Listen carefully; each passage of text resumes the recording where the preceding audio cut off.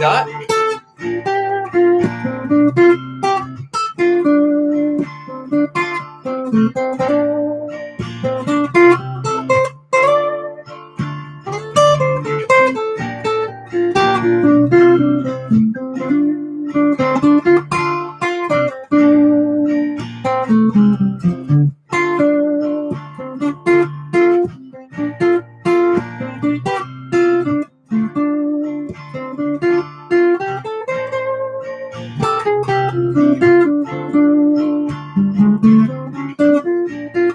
Hey, what's up, Roger? I gotta get in contact with you.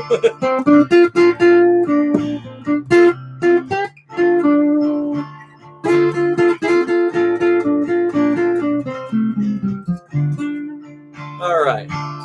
Hey, everybody. Crowd's filling in. How's everybody doing? Oh, got some on my eye right as we started. That's fantastic. Can everybody hear me okay? Is the microphone working? All the fun stuff. I saw your video, Roger, and it looks good, but I still want to talk to you. So I'm going to email you. Oh, Sean Daniels here already, huh? Ready to start. Hey, John, ready to start talking some crap here? Sean? Oh, don't you worry.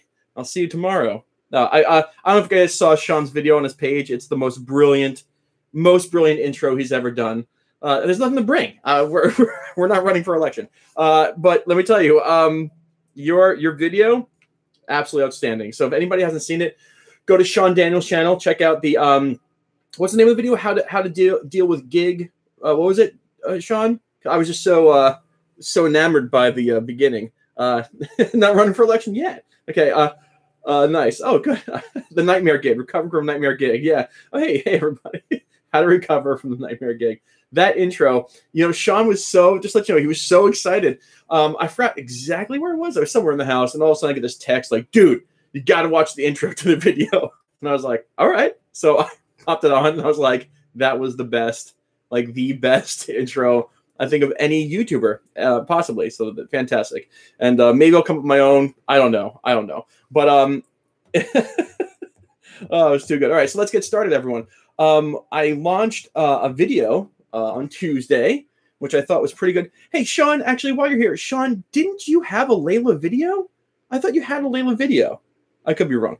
And I was really excited to do it because I wonder, Ian, Sean, left-handed. Oh, well, Sean, that was the old YouTube thing, but we did one recently, and it wasn't reversed. So I don't know. YouTube just screws up. I talk about it in other videos. Okay, cool. Cool. Excellent. Yeah. So the Layla video, I was really proud of it. I was excited to bring it to everyone. A lot of people did buy the chart, and thank you for that. And Sean, I'm laughing my way to millions. No, I'm kidding. That was in one of Sean's. That was in Sean's intro, which you got to watch. And I want to make sure the chart was okay, but I got some comments that the chart was really good and made sense. So if it, so make sure. So let's get down to it. There weren't a lot of questions from the GNW Great Northwest. Is that what that is? Hey guys. There weren't a lot of questions, so I'm going to go through it really quickly. Oh, the chart was good. Good, thank you. There was one or two questions. Nice job. You're not stealing them. Give me 1 second. I'll get to all to Hendrix or something. Oh, what was the? Well, I don't know. Okay, so this video is good. That's from Kevin. Let's see. I don't see a lot of questions here. I'm just going slow, so everybody you can talk to each other, mingle. Did you guys watch the live fish show from the Halloween Vegas times? I got a question. Okay.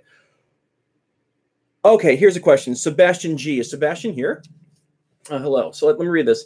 Hey, Ian, great lesson, but I got a question. All these things, the blue note, the double stops, etc., are like a toolbox for a tasty guitar solo. What happens to me is that I try so much to integrate all of these into my playing that doesn't sound good. Okay. A little bit like an to-do list. Is there a way to practice how to use these elements in a tasty way? Yes. Okay. So the question is, like all these ingredients, all these things, keep on hitting this thing. All these things are like having tools in a toolkit, right? And so, move over here if I can. if you try to do them, if you try to just incorporate them, yes, it's going to get messy. It's not going to sound good. So let's see if we could. I have the words. How do you make the sentences? How do you convey that blue stank? Okay, that's great. That's the same thing, but you can ask it again. And if I answer your question, the question is, how do you put it all together? So now, if you notice, let's see when people watch the video. What's the first thing I start with? Like, what's the first thing that I start with? Yeah, fish in Hampton's good. So in that video, what is well, not just the root. Oh, I forgot I'm plugged in, aren't I? Yeah, I'm plugged in here. I'm gonna unplug like that. Okay. The pentatonic. That's exactly it, Slimy. Slimy is a great Stitch Method subscriber. So to answer the question, like, the first thing you gotta do is just play with the pentatonic first and listen to that. That's your shell. That's where everything sounds good.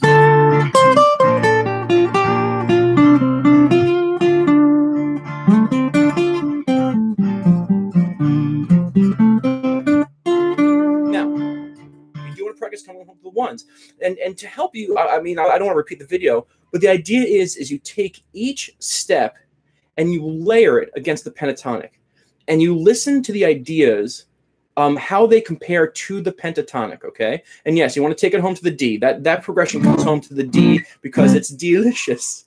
That came out of my mind, came right in my head in that video, and I apologize for it right away. But it comes home to the D a lot. So the pentatonic, you know, use it and use it well and come home to the pentatonic.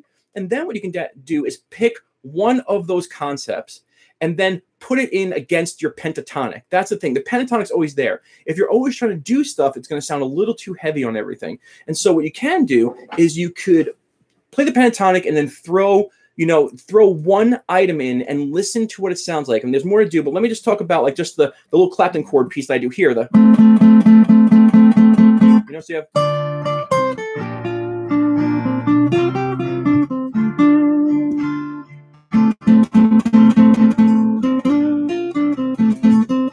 Okay. So we heard that little, like, deep chord, right? And it's like, okay, and what you want to do is you want to develop a taste bud for that. This is what I talk about all the time. You want to develop your taste buds for your possibilities. And what you want to do is you want to play in real time and then put them in as your body or your mind or your fingers, your intent starts to call upon them. So here's another one. Like, the simple one to do is, the next one I do is the blue note, like this guy. Sorry, the blue notes. And so you want to, got a fun, everybody? Oh, nice. Nice typo, presidential candidate. I mean, Sean Daniel. You're too funny. Sean, I'll see you tomorrow at 9:45, where we'll duke it out in person. And so what you want to do is you want to make sure what you want to do is you want to compare everything to the form 1. Here's what it sounds like now when I put in just a blue note, right? And I know this is like, okay, we watched the video, but what I'm trying to explain is, like, you have your pentatonic, and then you have, like, chord tone, blue note, motifs on the 5. You don't want to do this. You don't want to do pentatonic, chord tones, motifs on the 5 and this, because it's going to sound too choppy. It's always going to sound too choppy. You want to bring it home to the pentatonic. Everybody brings it home to the pentatonic. You want to bring it on home. And so you play pentatonic. See, oh, nice. Nice to have you. Kazushi. Oh, Slimy. Yes, I'm going to need some campaign contributions to battle out Sean. He's got over 100,000 more subscribers than I do, so he's got more money in his pocket. So I got to beat him with the grassroots effort. So thank you, Slimy. Please, I was just kidding. You don't have to do that. That was very nice of you. Although I will rub it in his face when I see him tomorrow. All right, so I hope this is making sense. Pentatonic bass and then other ideas, and you want to bring it home. And so instead of, like, circling through the ideas, pentatonic, power of the 5, pentatonic, double stops, pentatonic, blue note, pentatonic, motif, pentatonic, power of the 5, and bring it back, and you'll start to develop a taste for when, no, it doesn't. Actually, it should hurt from smiling, but it doesn't hurt from smiling. I'm sure I'll get, like, with those crow's feet from smiling as I get older, but whatever. All right, so now listen to how I'm going to come back to the pentatonic, and I'll say out loud, like, what my taste buds are craving at that moment and how I approach it. So we're going to start with pentatonic. Craving the flat 5. Back to the pentatonic. Chord tones.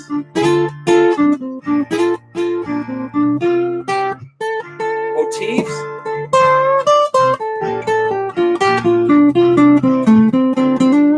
So you do do it by practicing it against something like the pentatonic and listening and playing and listening and trying to develop your sense of what you want to hear from your options. Hope that made sense. So I'm going to keep on going through the questions that are on this comment page, and then I'll address questions from you guys who are here real time. All right. I know you probably have a long list, but would you do a Reba Jam? I can get on the Reba Jam. Perfectly timed. I think. Let's see. Nope, that's not a question. Your genius is not knowing. Okay, thank you. Awesome lesson. There's no question there. Give me 1 second. I'm just going through all the stuff here. Another great lesson. Your ability breakdown. Thank you. Sorry. Hey. Thank you. Exquisite blood. Keep talking amongst yourselves, guys. Let's see. 10:30. A beautiful slide up. Yeah. Steal anything I do. Jeff Height. Jeff, you're here. Jeff, you liked. I saw you're here. You liked it when I slid from that 5 to the from 4 to the flat 5. If I can do that properly. Awesome videos. Let's see. Yeah. Oh yes. Yeah. You can steal that all you want. Again, there weren't a lot of questions here, which makes me feel good. It makes me feel like I got the point across as nicely as I wanted it to. I'm trying to think. Again, please bear with me. I'm just going through the comments, getting the comments, and seeing if there are any more questions. I don't see there are any more questions. Okay, so let me just go. Yeah, I think that's pretty much it. Okay. All right. So any more questions? What are you teaching us? Right now, I'm going over the recap of the video, Kazushi, what I did on Tuesday. Okay. So if you're watching this live right now, just let you know, again, for anyone who's new, I do a lesson on Tuesdays, and then and so I make a video on Tuesdays and I go live on the following Thursday to recap it, ask some Q&A, and see how it goes. So my Layla improv video right now is what I'm teaching. Okay. So any other questions about that video before we go to general Q&A? Because it was Halloween yesterday. Hope you all had a happy Halloween. I had to cancel some lessons, move them to today. Buy the Udemy course too. Oh, thanks. Yeah, sure. Go ahead. But I don't know. Sean Daniel doesn't want you to buy the Udemy course. Okay, so it's up to you. I know how I'll put together these lessons. Check out his blues masterclass. Oh, thank you guys. Oh, look at that. In the mind of Casvot Vex coming. Robert, did you know that? I mean, the rumor was, I was talking to my friends, that is all new Fish stuff. That's a whole new Fish album that they played, right? That's like the consensus. I saw some of it last night. It's pretty cool. Fish came out in all white. So Fish came out in all white stage, all white lights. You ever check Stuart Emerson's guitar playing? No, I have not. Is it SI? Ian, I'm so sorry about the typo. Oh, what typo? Did I do a typo? It's all good. Anyway, any questions? I have stolen so much from Clapton last week. I'm just going to hand over my wallet if I ever meet him. Yeah. Well, I can't. I don't know if I mentioned this. I can't really say how I know someone, but I know, like, literally taught one of Eric Clapton's best friends, I can say. But that's all I can say. And I don't know. Oh, let me see a question. I'm going to ask you a question, guys, about Instagram really quickly. I'm going to see if any other questions. But if I made a video on Instagram being like, hey, like, check this out. Yeah, I'm on Udemy. I have some courses there. I have this lesson about Eric Clapton, and I like include hashtag Eric Clapton. Does Eric Clapton get notified that he was mentioned? And like, is that the right thing to do? I don't want to do that. I don't want to be like, yo, Clapton, figuring you out, bro. But you know what I'm saying? Anyway, I would like the Mystic for the World rings of Layla. How do you picture the 7 diatonic chords? I see major 1 4 7 diatonic chords. What do you mean? I see the major 1 4 5 and the minor 2 3 6 L shapes and Tetris on top of each other. Oh, how do you picture the 7 diatonic chords? Like in one place? Like one place? Like A major, B minor, C sharp minor, D major, E major, that type of thing, like staying in one place. I can get to that. That takes a lot of time. And I'm not trying to sound rude in any way, but that's something that is a portion of the Never Lost Live workshop, which is in December. And I have to make a video. I'm not taking any more new students after tonight because like, yeah, I'm just gonna keep it nice and cool. And anyway, but you're gonna learn that. Instagram's a waste of time. It's on the guitar. That's right. The six chords. Well, you can play the minor 7, but I know that every cage chord has a root note on a particular string. You're right. I don't think he'll be notified unless he's checking Instagram hashtags. Oh, so here's Drew right here. Drew, I'm gonna call you out. Even though I know this is all BS, but I'm just gonna. It's so funny. Drew here is one of my students, very nice man, and him and his wife made me this for my birthday, the Stitch Method crochet. Right, that's Drew. Fantastic. You see it on all the videos. But Drew is. I'm telling you, I feel like.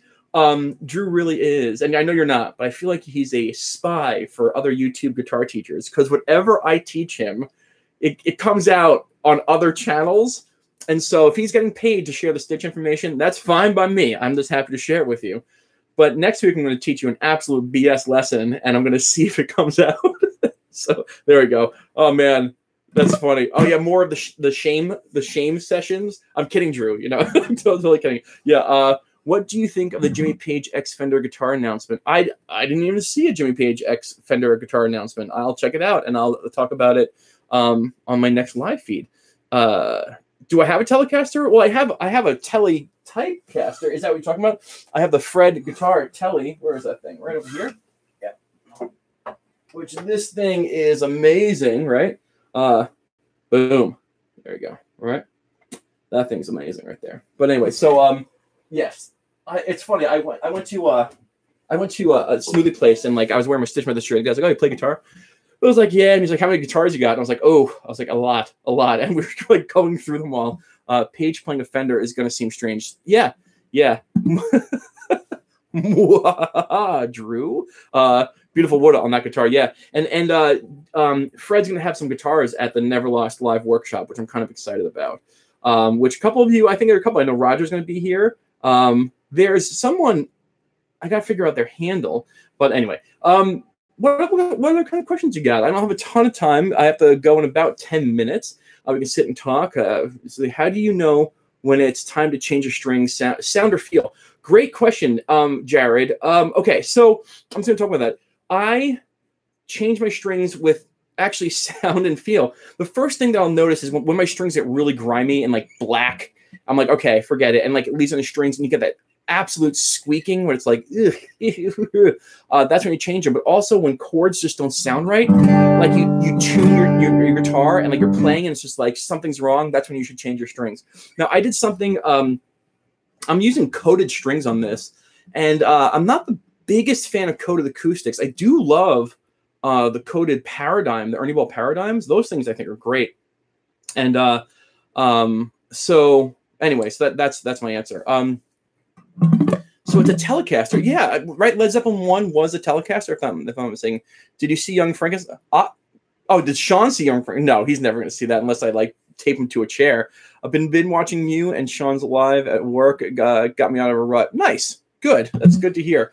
Yeah, no, Sean hasn't seen Young Frankenstein yet, which one of the best movies ever, right? I mean, Gene Wilder, God, he's good. When someone says this song is in A minor, could that mean A Dorian, A Phrygian, or A Aeolian, right? No, Jeff, but let's talk about that. Okay, here's the deal.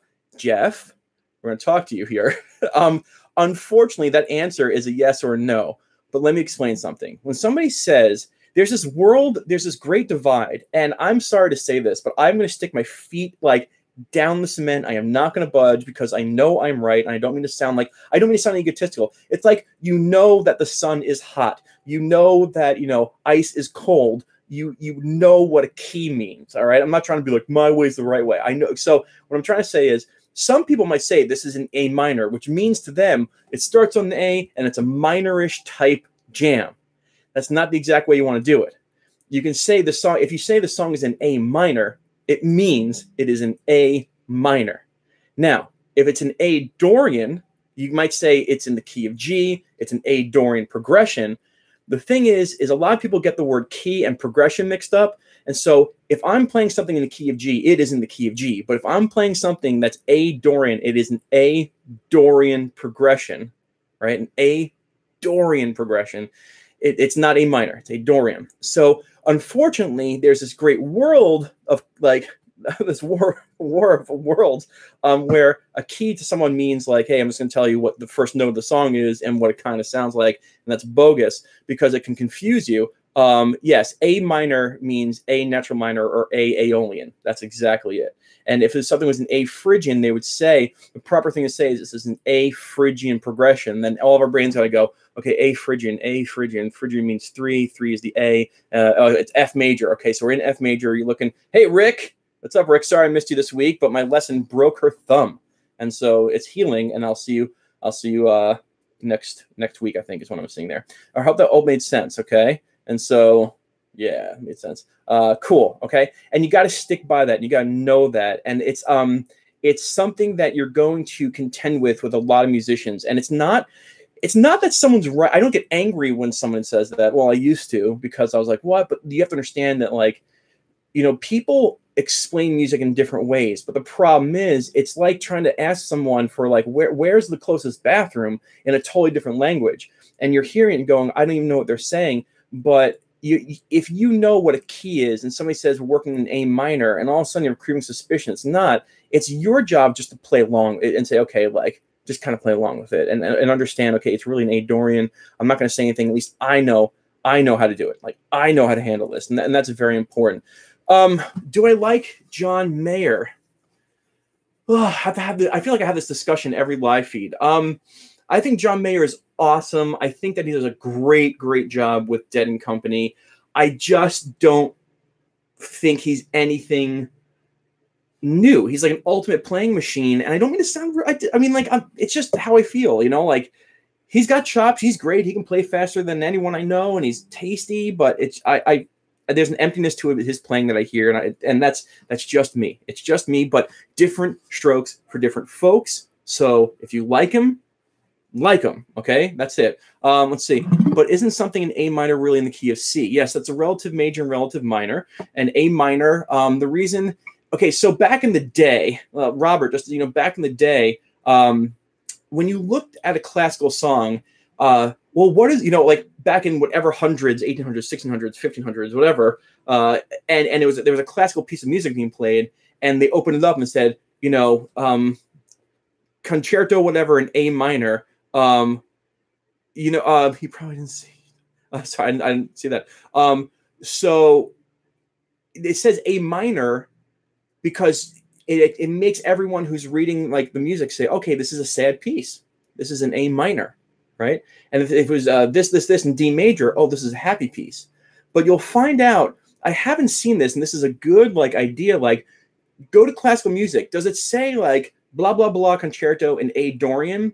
No. But what it does say is it'll say like the, you know, the breeze of the curling wind. And usually those songs that have like titles are ones that have modal progressions because they didn't say this is in D major or A minor. And that's what I just get from reading through everything. So anyway, so I'll stop talking. Where are we? What is your process for memorizing songs, for example? If you have to learn a lot of songs for the band, you play them over and over again. It's Zeppelin all the way over Pink Floyd, just let you know. Starting out, did you learn whole songs or just the riffs? I learned pieces, Jake, just pieces, you know? And once I got the piece down, I was happy and I moved on. What are some of your favorite natural minor melodies, guitar, Gilmour kind of style? Well, Gilmour plays a lot in the Dorian, but my favorite minor, you know, Sonata Pierce to a Southern Rock Position, D, A, C. I'll talk about that in a second, Jeff. You know, Gilmour's Dorians, well, actually, he's ambiguous, right? Because this could be a 6, it could be 2. And it's pentatonic, but like my favorite like minor stuff, I think we talked about that, is hold on.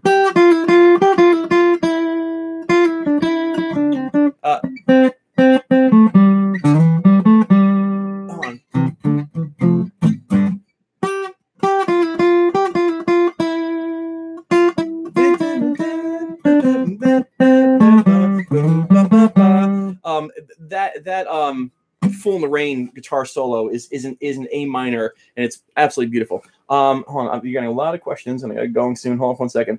What are some of your, okay? What key would a C harmonic minor progression be in? Well, that's the thing is, if you're basing something off a harmonic minor, you're going to have what's called accidentals, notes that aren't in C minor. So the progression is going to be in C minor, which would be E flat major or C minor. And because you're building off a harmonic minor, the harmonic minor has a different note than the natural minor. And so any chord built off of that chord is going to have accidentals. So it's going to say C minor. It's going to say C minor, but you're going to see the accidentals listed per note on the staff. And I hope that X. Saw Tim Pierce do a Southern rock progression. D, A, C, G. And they're all major chords. One of them borrowed, yes, and this is the most famous like borrowing of them all. You have G, C, and G, C, and D, or A, D, G, and A. These are, if you Jeff, if you watch my video borrowed chords, where they come from, I explain this. This is a bar chord. I think it's the secondary dominant, a lot of people call it. But G, C, and D, the G and D are part of the key of D, and so you play D, G, and A. Let me make sure I said that right. G, C, and D is 1, 4, 5 in G, and the G and the D are shared by the key of D, so you can bring in the A. And so in that case, whatever, like, it's usually, oh, is it D? You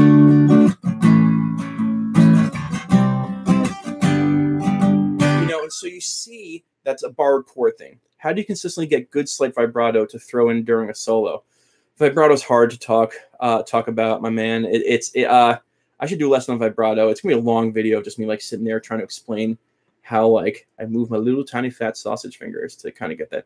Any tips on growing an impenetrable beard? Just will it, and it will come. They're just two related keys because they share the same notes. Yes. Oh, whoa. Where do we go here? Oh my God, there's a lot. Whoa, where were we? I got going in like a minute. Hey, you know, I was wondering, have you ever listened to Mo? I know about Mo, Dean. I've seen Mo several times. Me and Mo, I used to like them. And I remember I've been to many concerts. I used to like Mo a lot. I haven't listened to Mo in a long time. But I went to several festivals that were playing, and I chuckled when they played all the songs I knew, like Buster and Airplane, Plane Crash, whatever it was. Anyway, so let's see, a more expensive Epiphone or cheaper Gibson? Cheaper Gibson. Japanese or US Strat? Ooh, I don't know. I'm not a Strat guy, so I wouldn't know. And it's not. It's just I just don't know much about Strats. What is a simple way to start incorporating the Dorian mode into the pentatonic? Alec Neil, watch my videos. Surviving a Dorian jam. Deriving all of your modes from one scale, and that's pretty much it. And that will start helping you do that. You got to put on a D, put on a Dorian backing track, and then add just the major six to a minor pentatonic.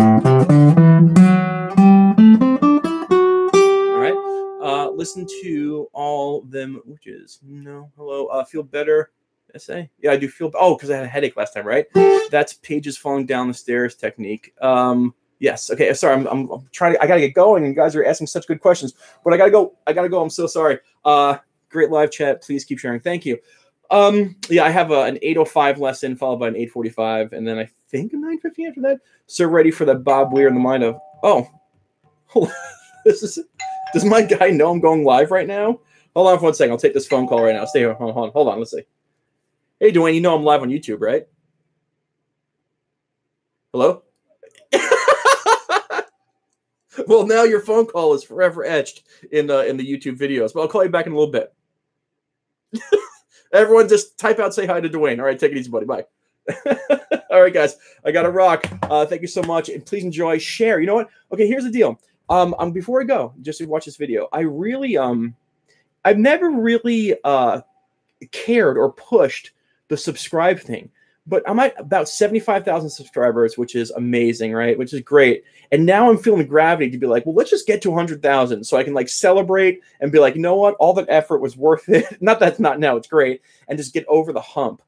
So go tell your friends to subscribe to this channel. There's Dwayne. That's Dwayne right there. He just called me. All right, guys, I'm going to go. If you haven't subscribed, subscribe. Tell 10 people to subscribe, and you'll all get good luck for the next 3 weeks. All right, guys, let's do this. I'll see you soon with the next video. Rock and roll. Thank you so much for being here. Bye-bye.